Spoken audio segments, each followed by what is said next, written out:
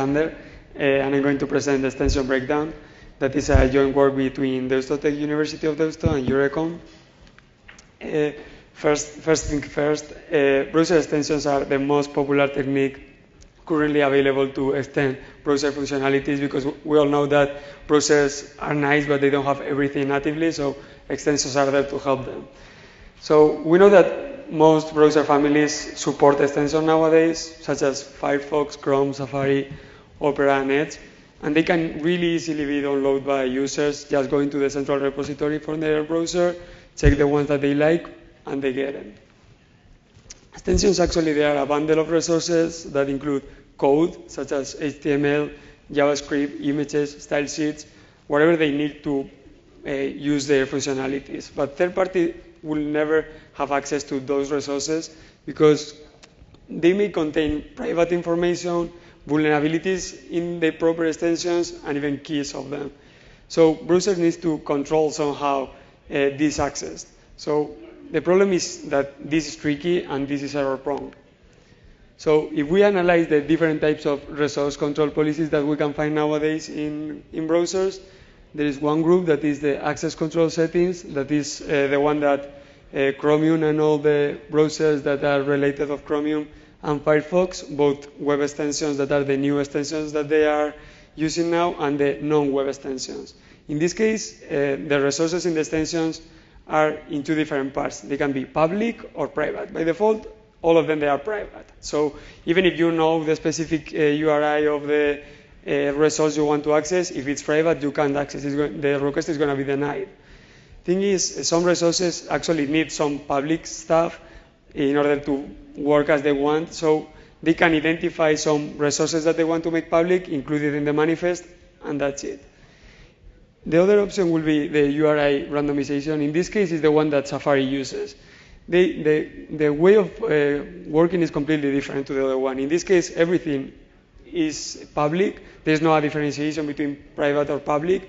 The thing is, instead of having a standard URI that is always working there, they have a random part there. So even if you know which resources there are in that extension, you can access them, because there is a random part that is generated in every session. So you don't know that random part in the URI, so you can't access it. If we analyze the first one, the access control settings, we see that in order to make this control, they have two different checks. The first check is actually this extension installed? I mean, even when they check the request, they have to see, okay, is the request installed, first of all? If the answer is yes, it's installed, they go to the next step. That is actually this resource public? So actually I can answer back with the value of this resource, or I deny this request.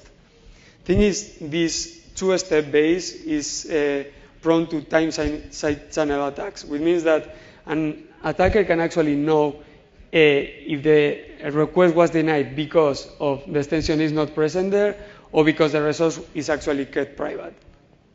So let's see an example of how an attack of obtaining the extension that the user has can work. For example, here, first, we will ask for an X extension that could be Chromium extension, Mozilla extension, or whatever. Then the fake extension ID, that is an extension ID that actually doesn't exist. Could be whatever name you want to say, because it doesn't exist, actually. So if we see how is here, the flow is going to be, you make the request, it's going to say, okay, is this extension actually installed? Here, the answer is going to be always no. Why? Because the extension doesn't exist. So we call this case A. That takes X time to execute.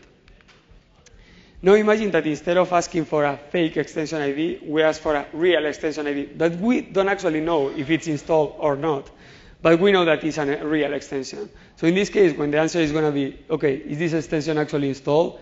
There are two options. No, because it's not installed. It's going to fall in case A, the same as before.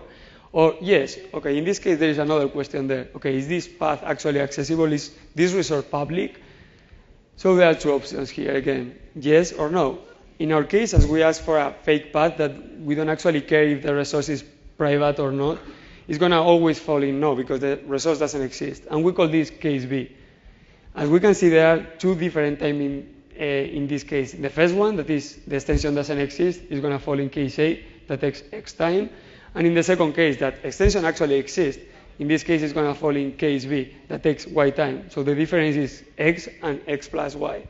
The thing is, this type of attack, in the case of Firefox non-web extensions, actually you don't even need to check the difference in timing, because in the case A, if you involve the check in a try catch, you can actually see that there was an exception thrown there.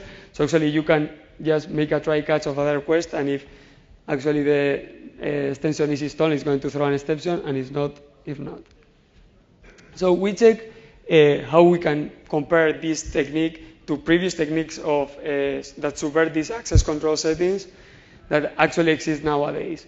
And these previous techniques, actually the only thing that they do is they check all the extensions that are in the market, they check the resources, and if they have some public resources, they include in the database. So when they want to check if that extension is installed or not, they ask for the public resource. If the answer is okay, that extension is there. If not, it's not.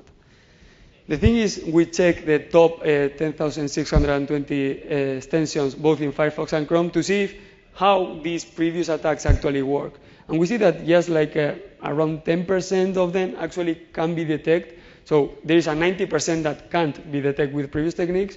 But with our approach, that we don't actually care if they have something public or not, because we don't attack the extension, but the implementation of the access control that the browser is making. So we can actually identify 100% of the extensions that the user has just going to a simple website and execute a simple JavaScript. So next we see the URI randomization case. In this case, as we said, there is a random part there. And we know that extensions normally inject code or frames or style sheets when you go to a website in order to give the functionalities they were created for.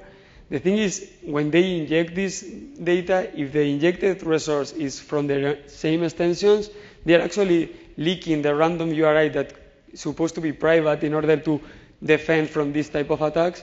So you have to take into account if this is actually happening. Normally extensions do actually leak this random value, or they are not. The thing is, this is not controlled by Safari, but by the developers that they create. They create the extension how they want, and sometimes they can leak it or not leak it. So let's see this example. This is a function that is part of the Web of Trust Safari extension. So if we see here, they create an iframe with a simple document create element iframe. But later, this is not a problem, but later they say that the source of that iframe is Safari, that extension, that base URI. That is the random value that they never supposed to leak. So in this case, it's going to create an iframe with the random value of the extension. So just a third party that doesn't even need to be the same owner of the website can check for this random value and know that this extension is present, and even access all the data and that extension without control, because he knows the real URI. So we propose a static analysis, all of the JavaScript elements of the extensions, to see how this problem is. I mean, it's just one extension. There are hundreds of extensions that suffer this. So in this case, we first identify the source locations where the code access is made, where this Safari extension base URI is called. We mark them. Then we analyze all the components that can retrieve that value following the information flow. For example, if one is in one function, functions that are related to them and can access that data.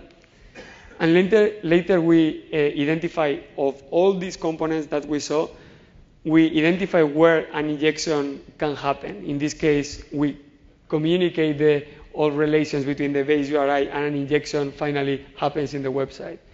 With a simple example, we can see that here, function A of file A of the extension takes the base URI in a value. Then there are two different functions, B and C, from different files that actually make a call to that specific function. And later another function of file D in function D makes an injection in the website. So we can see here that there is a connection between the function A and function D, that function B makes like an intermediate phase between obtaining the base URI and finally making an injection to the website. So we checked with this method all the Safari extensions that are available in the Safari market, that are 721, and we actually saw that 40.5% of them actually were probably leaking. We know that this is not, it's just a screening filter, so we don't know actually if they leak it. So that's why we start checking the categories, and so that actually security category is the third one that most probably leak this random URI. And this is dangerous because actually security extensions actually work with private data such as passwords and private information from the user. So we went further and start manually analyzing all the extensions that were triggered as actually leaking the value in the security category. And we saw that really popular extensions such as AdBlock, Ghostery, Web of Trust, AdGuard, and Password Manager as LastPass, DashLineKeeper, TeddyID, and combination of them such as Blur from a Bind, that are extensions that are really used, and they treat with real important information from the user that maybe he doesn't want to make public to any third party that on the website they visit. So the problem maybe is bigger than we thought. Thing is, okay, which is the impact of this? How can this be used for something? So the first situation will be, okay, fingerprinting analytic users. So for example, we can use it for a stateless track. For example, you don't need to actually store anything of the user. You just check, okay, which extension does this user have? Okay, he has these 10 extensions that with a combination of them, obviously, and you create a fingerprint of that. So the next time the user goes again to a new website and you check actually that they have the same 10 extensions with the same combination, you could actually identify that it's the same guy that it was here before. This doesn't need to be used statically just with this. You can actually use with other methods that actually exist, such as the list of plugins, the list of fonts the user has there. Even also you can identify which browser the user is using, because all browsers have like built-in extensions. For example, Chromium, the PDF reader that Chromium has, is actually an extension. Even if the user doesn't actually install or uninstall it, it's by default, it's built in. But you can actually check for it, and if you see that it's there, you know the browser. Actually, it's also possible to determine the user demographics, because imagine that you go to a website that wants to make like targeted advertisement, for example. They see that you have 5 shopping extensions, and they know that you actually are someone that shops online, so they can start making advertisement for online shopping. Or if they see that you have like the Amazon extension, for example, they can make a specific advertisements for those. The thing is, this is not just the only option, because I know that a lot of people may be thinking on other stuff, such as malicious applications of this. Using like an information gathering phase for making an APT, because you know that that guy normally goes to a traveling website or whatever because it has a specific extension or something like that, or a traveling extension of one specific city, so you know that he's traveling to that city. Also for social-driven attacks, because this, I will give an example in this case. Imagine that some specific guy goes to a website, he has LastPass installed. So the third party checks that that guy has LastPass, and he creates an iframe that actually looks the same as LastPass, saying, sorry, there was an error here, please enter your master password again. So he says, okay, I have LastPass, it's an iframe exactly the same that the actual extension asks for when I go to a website, I trust him, they write it, and you have the data there. Even in the case of Safari, they can actually use the real resources of the extension because they have access to them. So actually, even if the guy doesn't believe it and start looking for the HTML of the extension, actually it's the same resources of the real extension, so he will believe it. Even they can use it to exploit some specific vulnerabilities that you can find in some extensions. Instead of throwing exploits like crazy, you can actually check which extensions that they have and exploit in those cases. So we made a small viability study of how you can use these extensions to use as a stateless tracking. The one I talked before about having a 10 extension combination, for example.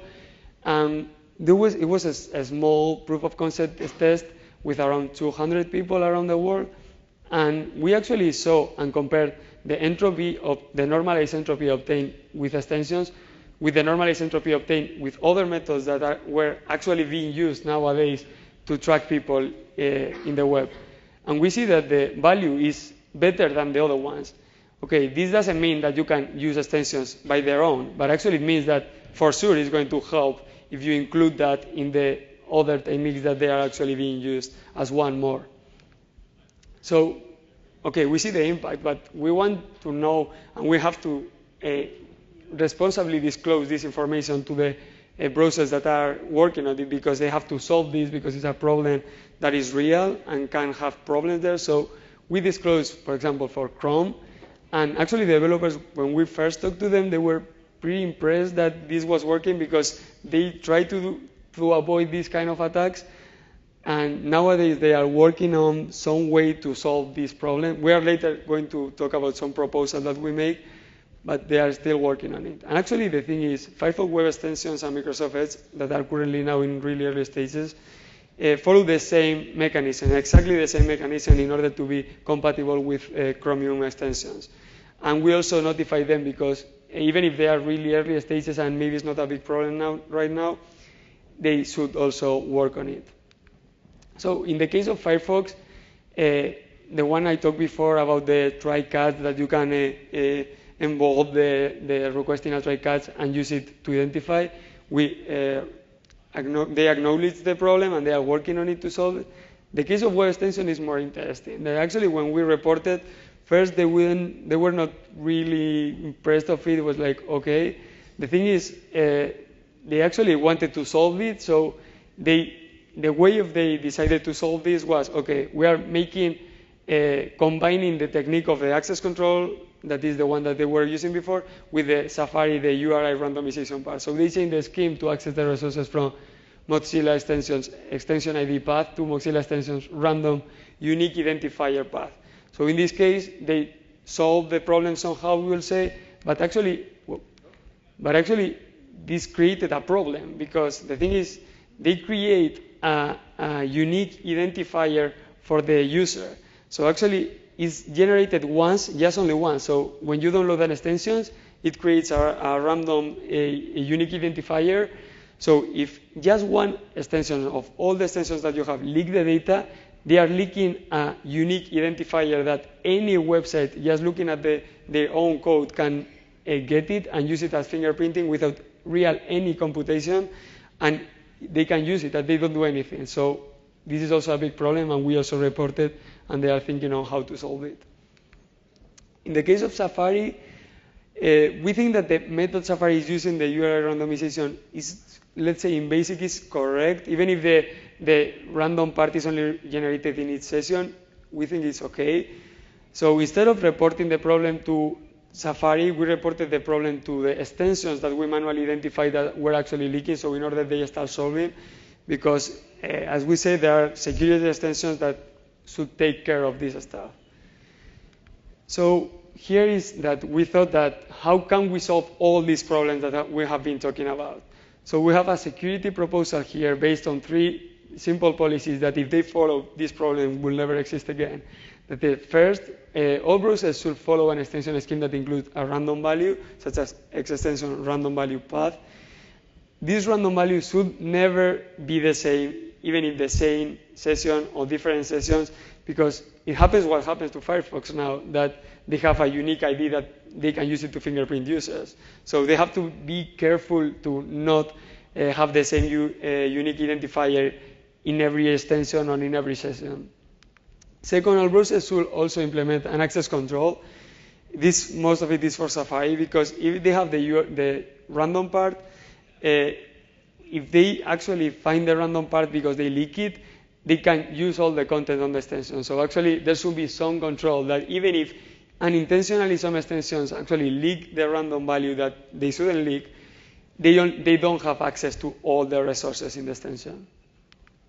And the third one is, okay, you have one part, you have the random value, you have the access control, but yeah, if you actually don't try to control it somehow, there are going to be a lot of extensions actually making the leakage. So all the browsers should make at least a light web static analysis, as the one we talk about here, to analyze the extensions before making them public in their market, in order to at least flag them as possibly making the leak, in order to check later and modify it in case.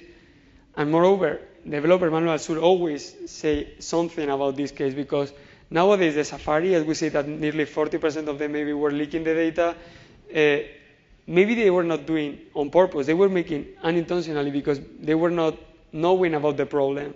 So developers manual should at least discuss this in order to make the developers think twice when they are using this kind of information and injecting content in the website. So just to finish, we already know that there was a communication breakdown. Led Zeppelin already told us, yeah, I know that it's not Starway to Heaven, but it's a nice song. Iron Maiden also told us about it, even Slash from Guns N' Roses, so let's say it's approved. But that Roses didn't tell us anything about their new single extension breakdown. So thank you very much. If you have any question.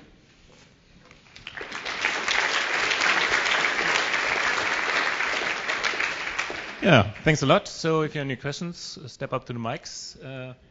While you're still thinking, actually I have a couple. So let's start with some easy things. So I'm a user of Ghostery, and you told us that you did this manual code review of Ghostery. And I'm surprised that Ghostery puts something with a URL in the DOM. Could you give us some more insight what extensions like Ghostery are doing so that the identifier is leaked?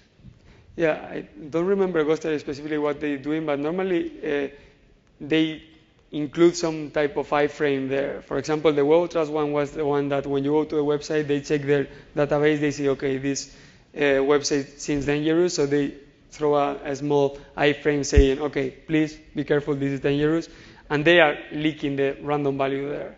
So that's the simple case there, for example. In the Ghostery, I don't exactly remember Ghostery, what was it, but yeah. Okay, and this leads me to my second question. So if I'm an extension developer and I adopt all your proposals that you currently have, and I want to include something into the web page, for example, not an iframe, because with the iframe I think you can have other solutions, but if I have something like an image that I want to put into the HTML of the site to, for example, mark links and stuff, then I still, with your proposal even, I'm still forced to leak my identifier, because otherwise I can't access the resources of my extension, right? You can actually, if some specifically you actually need to make included or injected in the website, you can actually use things that they are not part of the exception resources. You can use third-party stuff, for example, in order to, you include that, but it's not part from the extension, so you are not leaking it, or use like other methods that are like pop-ups or whatever, but they are not directly including the HTML of the website itself. Yeah, I'm not sure if you can, so we can take this offline, but I don't think you can get rid of all the use cases that you have in extensions. Oh, there's a question. Okay. Hi, Ben Stock from CISPA. Thanks for the interesting talk. One thing that came to mind when you were talking about the static analysis of JavaScript is always, well, there's eval, right?